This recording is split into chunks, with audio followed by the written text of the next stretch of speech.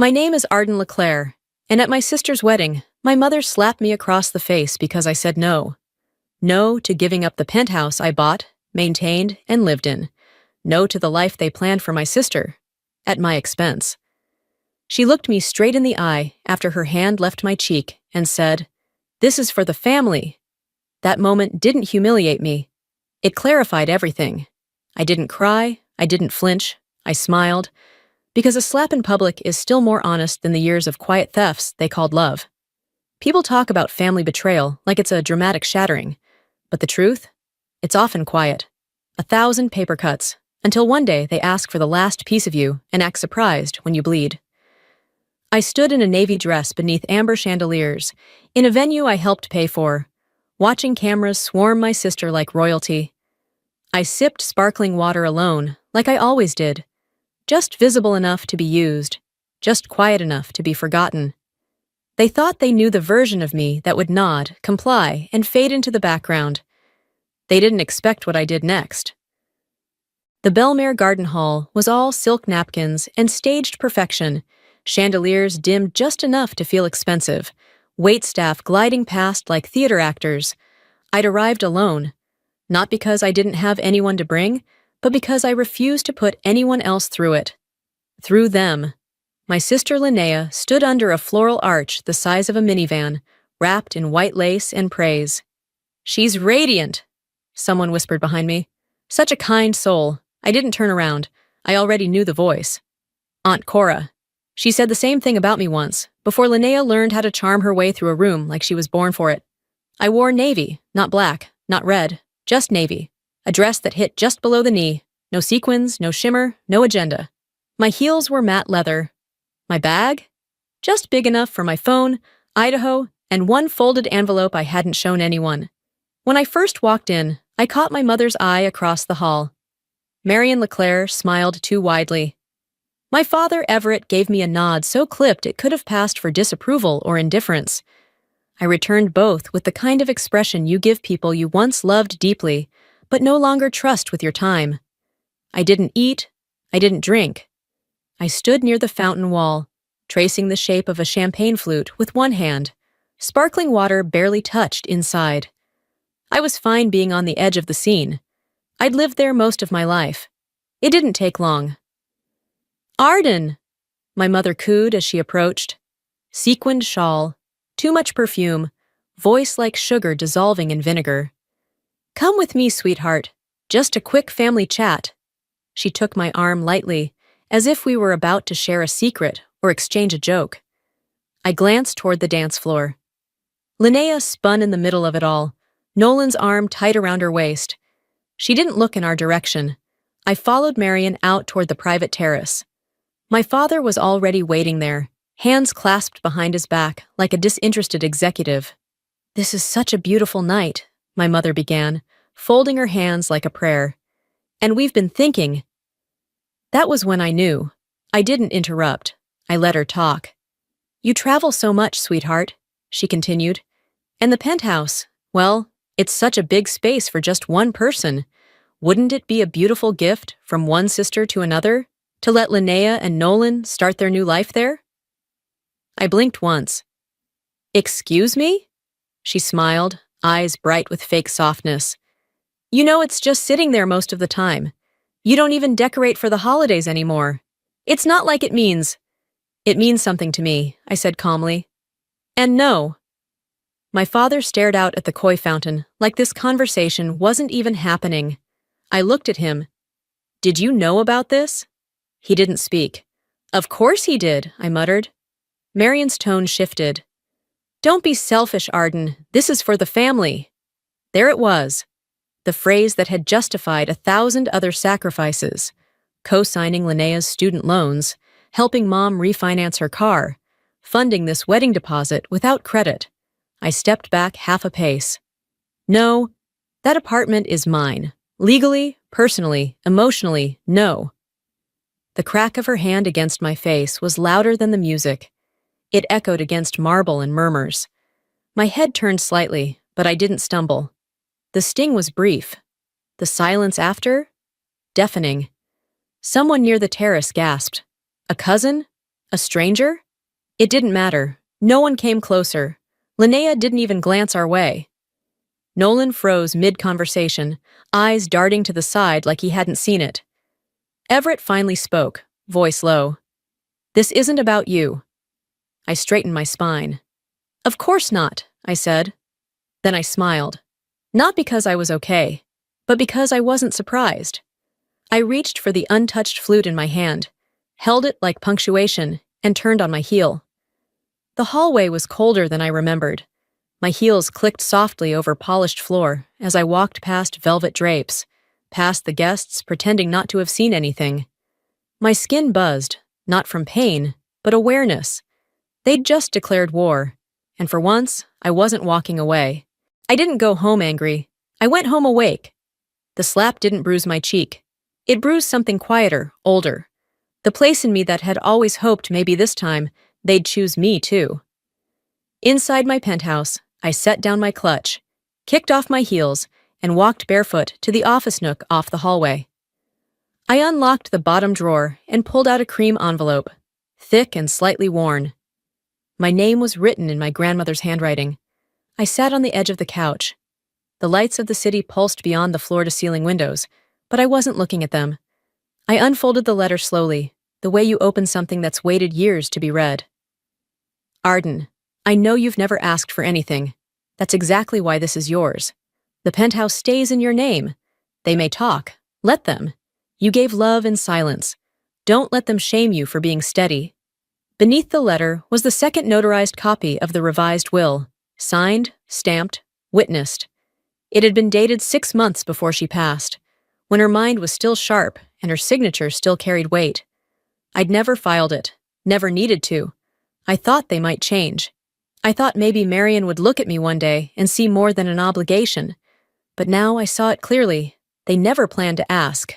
They planned to take. I texted Selma Grant, my grandmother's estate attorney. Need to review sealed file. Do you have availability Monday? She replied in under 10 minutes. Yes. Bring originals, 10:30 a.m. That night, I slept on the couch. Not because I was upset, because it felt right to stay awake in the place they thought I'd surrender. When morning came, I didn't check social media, didn't read emails. I made coffee by hand, ground the beans slowly, letting the motion remind me I still owned time. I sat on the terrace in my robe and watched the sun flatten over glass buildings. Then my phone rang. Hi, Miss LeClaire. This is Janet from Front Tower Management. I just wanted to confirm. Your sister Linnea's name is being added to the resident registry today, correct? I blinked. I'm sorry? Her name was submitted through our portal with a digital signature attached to your profile. We assumed it was pre-approved, maybe while you were away. I paused, voice steady. Don't make any changes. Remove her name immediately. That request was not authorized. Janet stammered an apology. Of course, Miss LeClaire. We'll log the reversal. I hung up, rose from my seat, and walked straight to the control panel by the entryway. I pulled up the smart log. 2:03 p.m. yesterday. Side elevator access. Key fob duplicate detected. I hadn't given out a fob in over 2 years. But then, like a pin dropping in a silent room, the memory surfaced. 3 years ago, Linnea crying on my guest bed after yet another breakup, makeup smeared, asking if she could stay the night. I'd said yes, offered her my spare robe. She'd laughed through her tears. I made myself a backup fob, she said. Hope that's okay, just in case. I'd let it slide, because back then, I still believed she was broken, not calculated. I checked the small bowl near my coat closet, where I kept the backup mailbox key. Gone. The same mailbox where I had dropped Grandma's envelope just hours earlier, after rereading it again. The betrayal wasn't rage-inducing. It was cold, surgical. Linnea hadn't texted, hadn't called. She just decided she was moving in. I didn't call her, I didn't call my mother. I didn't even message Claire, my closest friend. Instead, I took photos. The fob log, the missing key bowl, the HOA call history. Then I opened Instagram, not mine, but a burner account I used for real estate scouting, and searched her profile. There it was. A close friend's story she'd forgotten to block. A picture of my building's marble lobby, captioned, "Welcome to our new home, #hours." Underscore she'd posted it less than 6 hours after the wedding. I stared at the screen for a moment, letting the betrayal settle like sediment. Then I compiled everything into a single PDF, added the subject line, "Urgent, Property Access Violation," and sent it to Selma Grant. After that, I brewed a second cup of coffee. No sugar, no milk, just bitter and honest. Let them think I was sleeping. By noon, I was in the lobby, face to face with our building's security manager, Mr. Hatch, a retired Marine with a voice like gravel and eyes that had seen everything. "You're sure you want to proceed this way?" he asked, glancing down at the printed documents I placed in front of him. "I'm sure." He gave a low whistle and typed something into the internal access system. "This will override all previously issued fobs, including secondary guest access. I'll have a tech up in an hour to swap out the keypad and initiate facial recognition." "No backup entry," I said firmly. "I want all old data purged." His fingers paused over the keyboard. "That's going to ruffle some feathers." I didn't blink. "Good." He gave a quiet nod. "Understood." By 1:30 p.m., the locks were changed. Every fob previously associated with the unit, including the one Linnea had duplicated years ago, was void. I walked the perimeter with the technician, confirming that the biometric panel only registered my face and no one else's. The mailbox was rekeyed. The cameras synced to my phone. I didn't feel paranoid. I felt in control. I texted Selma the updated entry logs. She replied immediately, "Received. Let's finalize documentation at tomorrow's meeting." At 5:14 p.m., the concierge desk buzzed. "Miss LeClaire," Alan said, voice uneasy. "Your parents are downstairs. They're asking to come up. They say it's urgent." "Access is denied," I said. "They're not on the list." A pause. "Understood." 2 minutes later, my phone rang. My father's number.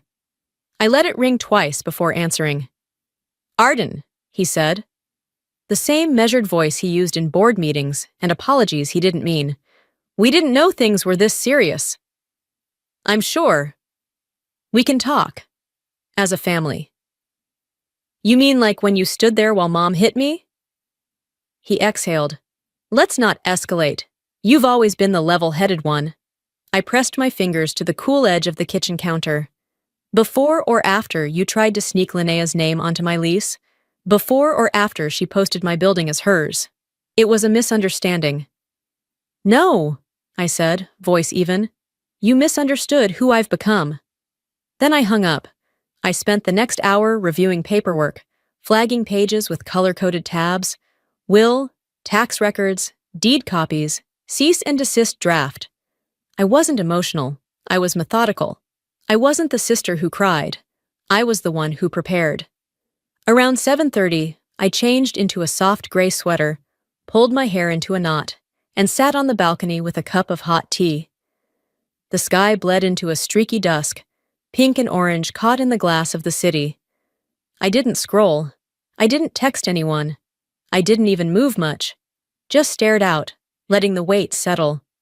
Then a ding. An email. From Simone Mercer, my cousin on Dad's side, the one who moved to Chicago and kept her distance. Subject line: "You need to hear this." No message, just an attachment. An audio file. I hesitated, then played it. Clinking glasses, background chatter. Then my mother's voice, smooth and sharp. "She'll fold. Make her feel like she's ruining Linnea's future if she doesn't give it up." Linnea's voice followed, light and amused. "She wants to be loved so badly. Just make it sound like a sacrifice." Then Aunt Cora: "She's too proud to say no to your face. But she won't fight back. She never does." A laugh. Someone toasting. Another voice I couldn't quite identify said, "She still thinks she's family." I didn't move. I didn't replay it. I didn't have to. Every word was a brick in a house I refused to live in anymore. Instead, I saved the file, renamed it. They always thought I wouldn't. The next morning, I arrived at Selma's office at 10:27 a.m., folder in hand. She didn't greet me with small talk. just opened the conference room door and gestured to the seat. "Let's begin," she said. We spent the next hour drafting the cease and desist, finalizing an affidavit verifying the will, and preparing an emergency injunction in case any further attempt was made to claim the property. Before I left, she paused.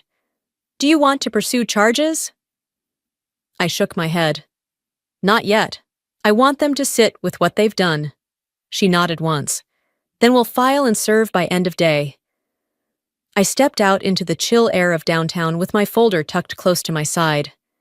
It wasn't just paper, it was my name, my line in the sand. Let them try again. The cease and desist letter went out before 4 p.m., formally notifying Linnea that she had no legal right to the penthouse. I expected silence, but less than 24 hours later, I was summoned to the HOA office.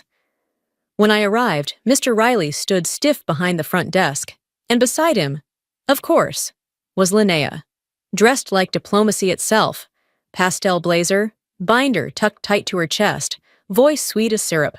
"There have been concerns," Mr. Riley said carefully, "about balcony chemicals, unregistered renovations, CDs, and noise complaints. We just want to clarify." I nodded once. "Let's go upstairs. I'd like to show you something." In my study, I laid a folder labeled "They Think I Don't Notice" on the table and opened it, page by page. First, time-stamped security camera stills. Nolan, her husband, on my balcony at midnight with bolt cutters. Second, building keycard logs, proving I was out of town the day they claimed my dog was barking. Third, metadata analysis of a forged lease transfer request, linked to Uncle Boyd's assistant, not me. I didn't explain, I didn't accuse, I simply asked, "Would you like a copy?" Mr. Riley's voice was quiet. "Yes, that would be best." Linnea tried to speak. I didn't let her. "This is me being polite," I said. "You don't want to see me be thorough." 2 nights later, the HOA meeting was packed. I walked in with no speech, just my folder and a flash drive. When they called my name, I didn't defend myself. I presented facts, images, logs, notarized documents, slide by slide, no drama, just truth. By the time I reached the final document, Selma's sworn letter verifying the real will and property deed, the room was silent. No more suspicion, just quiet understanding. Mr. Riley cleared his throat. "This matter is closed. On behalf of the HOA, we apologize, Miss LeClaire." Linnea shot up, her chair scraping the floor. "This is absurd," she spat. "You're all just eating out of her hand." No one answered, not even her friends. She left. I stayed. After the meeting, Mr. Riley approached. "You ever think about joining the board?" I gave him a thin smile. "Let's just keep things peaceful for a while." That night, I stood by my window, city lights flickering like static. They'd tried to take my home, my name, and my silence, but I didn't raise my voice. I didn't need to. 3 days after the HOA meeting, Nolan showed up at my door. He looked different. Creased shirt, folder in hand, the practiced calm of the wedding photos stripped away. "I'm not here to defend anyone," he said quietly. "I just need to show you this." He didn't ask to come in. He simply opened the folder and slid a paper toward me. A copy of their prenuptial agreement. A section had been highlighted. "The condominium at 1420 Westvale shall be considered a marital asset, pending post-nuptial approval."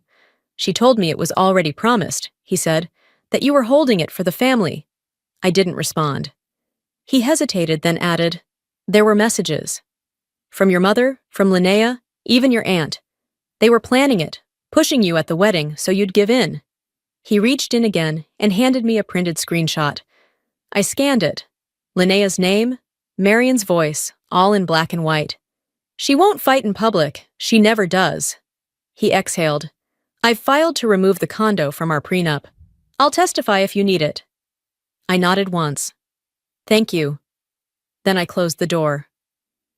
Later that day, I drove until buildings thinned and silence returned. I ended up at the overlook my grandmother used to visit. I sat on the old bench and unfolded her letter again. I'd read it a dozen times, but this time the words landed differently. "You were never broken, Arden. You were just never praised for being whole. That is their blindness, not your burden. This place is yours. Your name is yours. Don't let them trade it for belonging. I let the paper rest in my lap. The wind tugged gently at the corners. They had tried to make me feel like a placeholder, but I wasn't holding space anymore. I was reclaiming it, not with noise, not with rage, just with presence and peace.